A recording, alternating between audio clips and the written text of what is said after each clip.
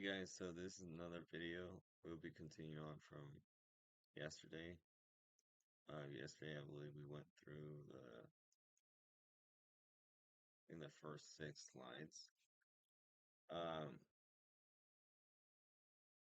so now we've just finished the lesson up. I guess part of the lesson because there's multiple sections in each lesson.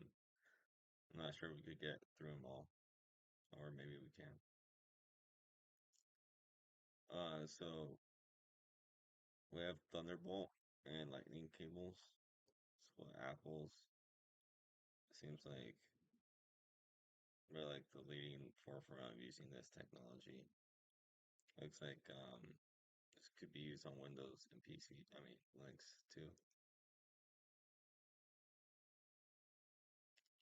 Yeah, general peripheral interface like USB 3. So I think I have one on my laptop as well. So I guess 1 and 2 use me D port and our oh, so you can use it as a HDMI. Wow, that's pretty cool.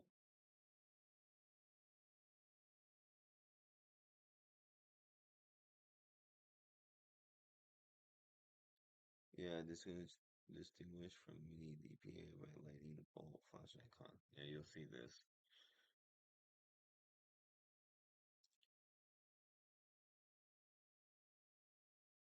Oh, you can do daisy chain. Okay. Thunderbolt version 3 changes the physical interface to use the same port connector and cabling as USB-C. Converter cables are available to connect 1 and 2 devices to Thunderbolt 3 ports. USB plugged into 3 port will function normally, but Thunderbolt devices will not work if connected to USB port that's not Thunderbolt enabled. Thunderbolt 3 supports 40 gigabytes over a short high quality cable. Yeah, we only have like 1 foot of it. Dang. At the time writing, converged USB 4 and Thunderbolt 4 standards have been developed. Products are starting to appear on the market. And if anyone has used like an iPhone, you know what a lightning cable is. And this is being discontinued for the USB Type C. So these might go into obscurity. Okay, so this is the cables for your hard drive. Serial Advanced Technology Attachment.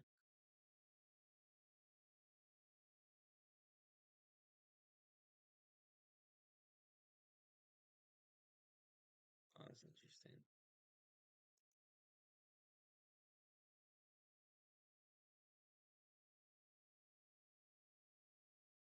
7-pin data connector does not support power.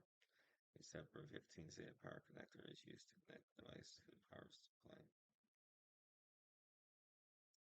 Yeah, I think I have a hard drive. Um, and I could see like 2 slots, like a shorter one. There's a data cable and the other's the power cable. I just find it interesting to be honest. I think that's pretty cool.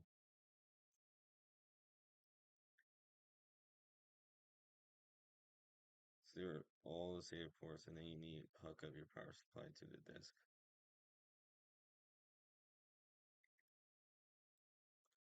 This is very low. Dang. Okay, Molex power connectors.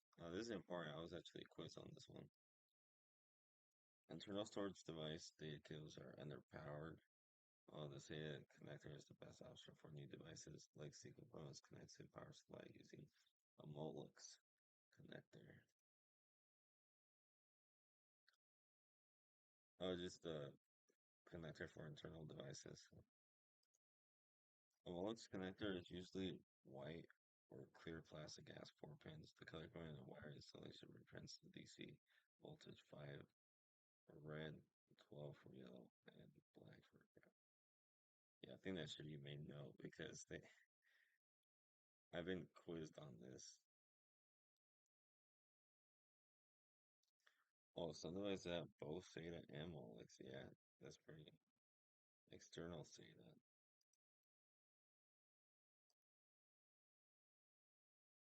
You must use an eSATA cable to connect to an external SATA port. You cannot use an internal SATA cable. eSATA is not standard power port used by wireless. Compatible with both USB and SATA. Okay, I haven't heard this one. Gonna see how they look like.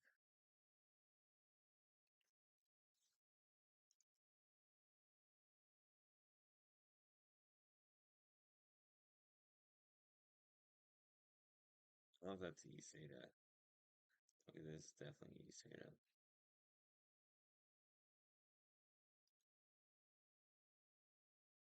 That's interesting. They kind of look like USBs. Okay, well, I don't need any times. Don't need any time soon. So that was it for this section. It was just continue on. I'll be looking at motherboards. Given this scenario, install and configure motherboards and central processing units and CPUs and add-on cards.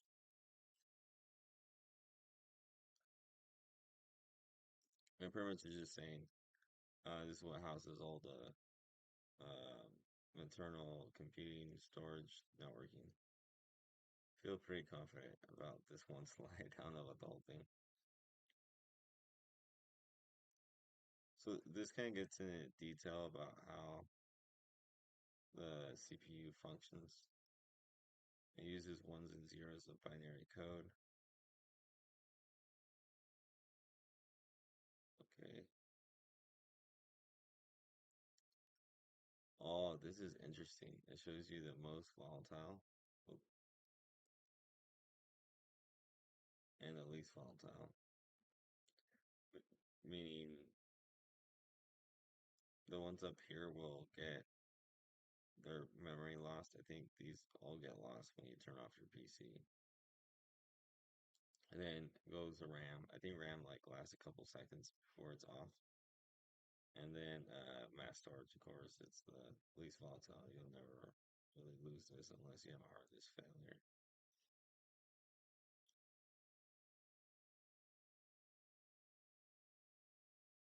Mm.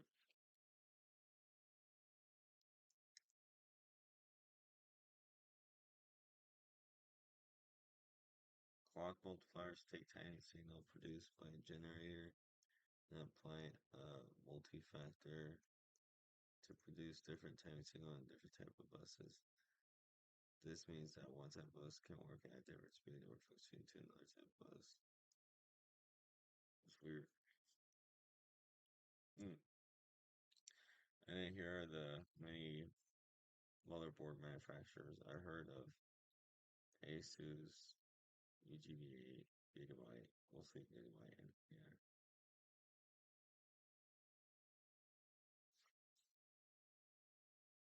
So, okay, yeah, this is very important is the safety of ESD. This is when they're redoing any type of maintenance.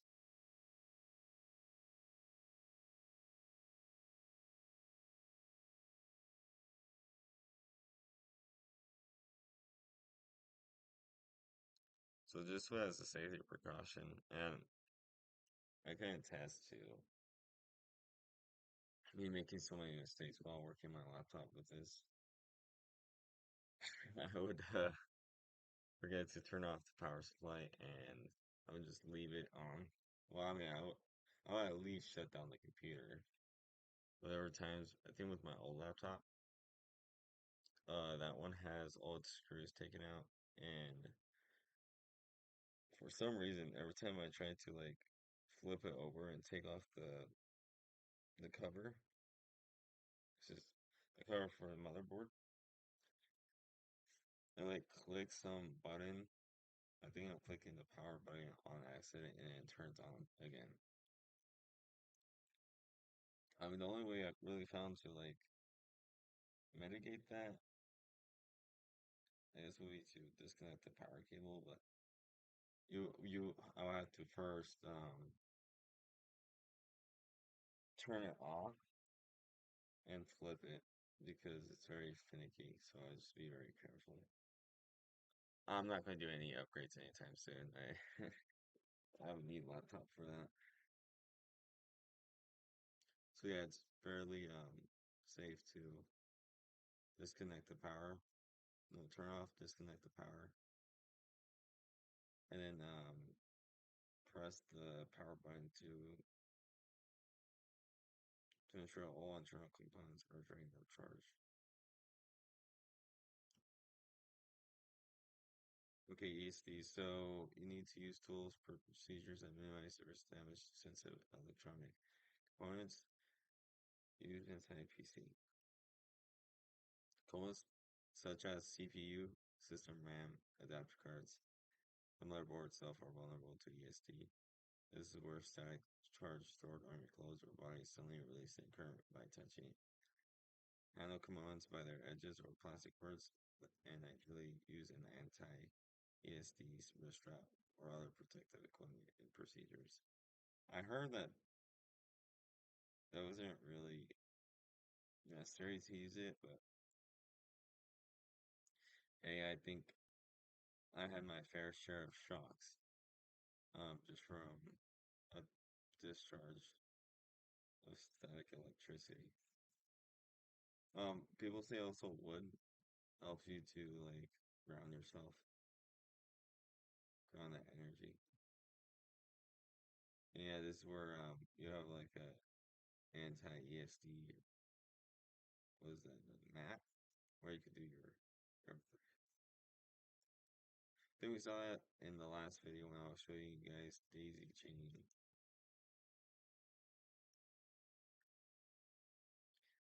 Okay, now with the motherboard, CPU, and system memory connectors. So you can see these are the buses for adapter cards and your video cards. There's the SATA cables. And then we have, of course, anything that is external. And then CPU. I mean, that's kind of self-explanatory. But if I took all of these off, I could probably pinpoint them. Not sure.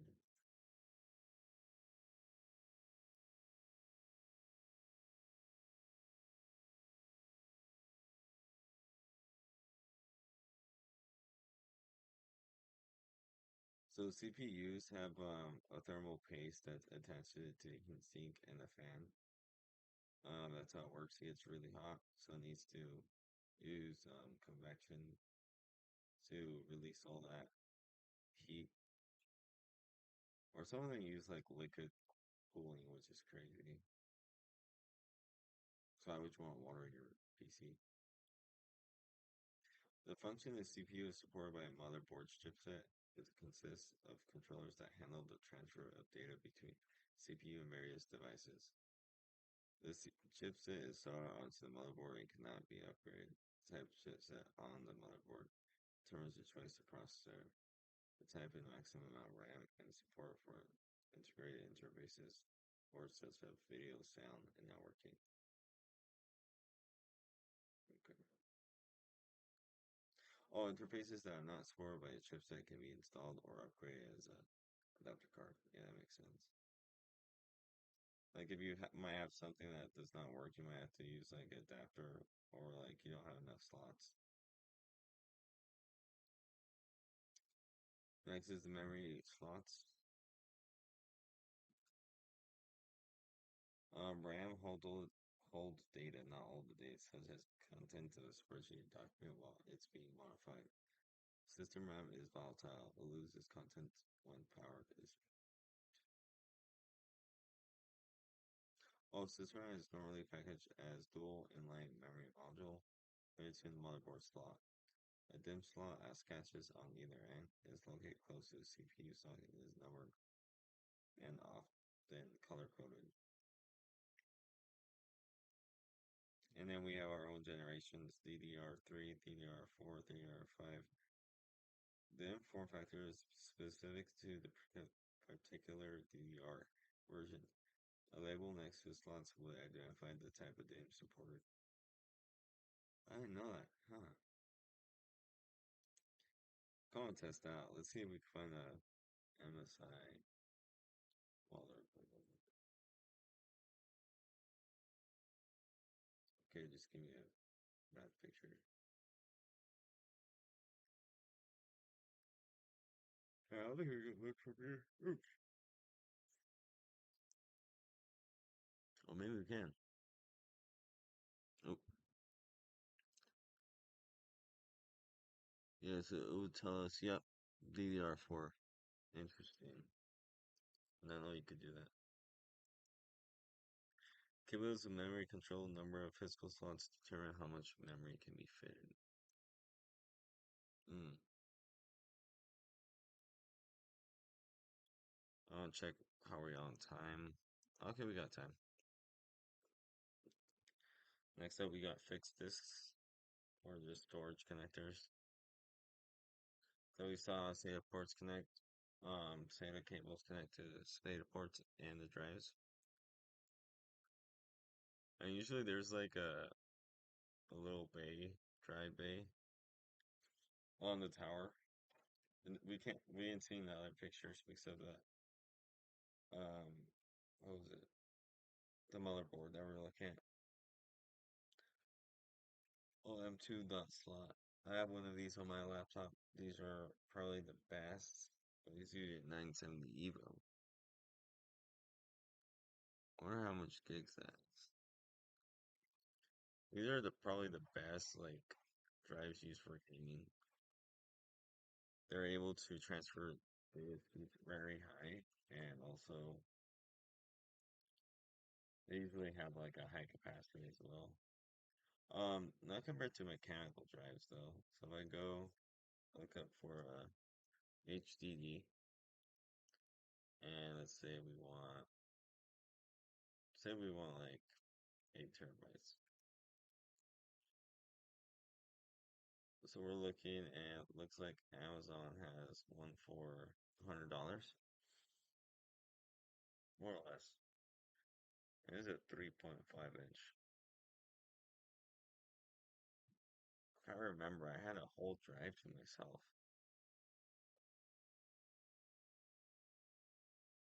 Dang, I need to find that. So you can see it's around like 132. Okay, so let's look how much NVMe is.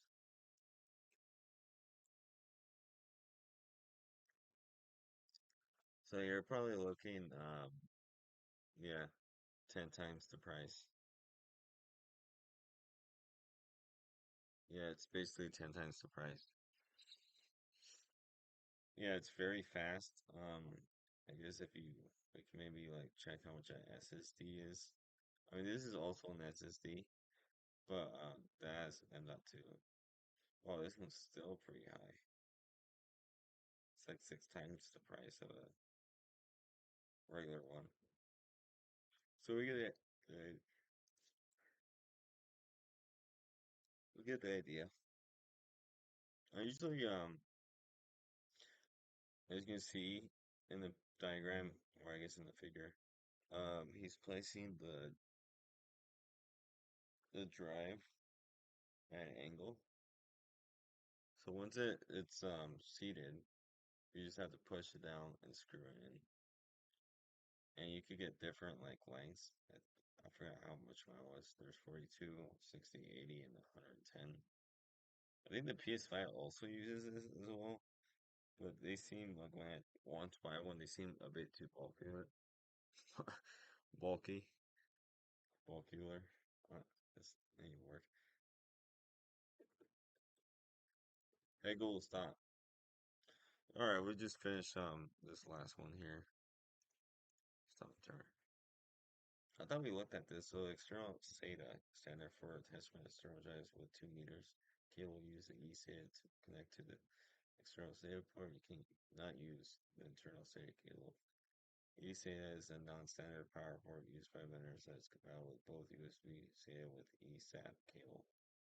The main drawback eSATA compared to USB or Thunderbolt external drives is that power is not supplied over cable. is not so much an issue for 3.5-inch drives, which require a separate limits to usefulness. ECF for 2.5-inch drives. Yeah, that makes sense. I mean, I haven't seen any Thunderbolt drives either. Let's see, hard disk drives.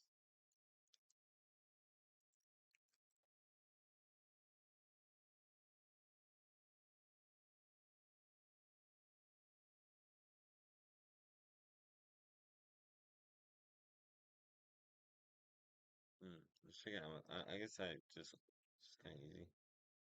Okay, there we go. This is one. It's at price at $400, 4 terabytes. And then if we can see, yeah, you see the Thunderbolt table label right here. Okay, guys. Well, that has been good. We'll continue on later. Um, and you guys farewell. Tell me how should I improve the videos? I know I'm just starting out and don't have the best setup, even though I had a pretty good setup. Like, I forgot it was like years ago. But hope you guys enjoyed the video and comment, subscribe, your questions, your IT questions, so we can get a discussion going. Peace.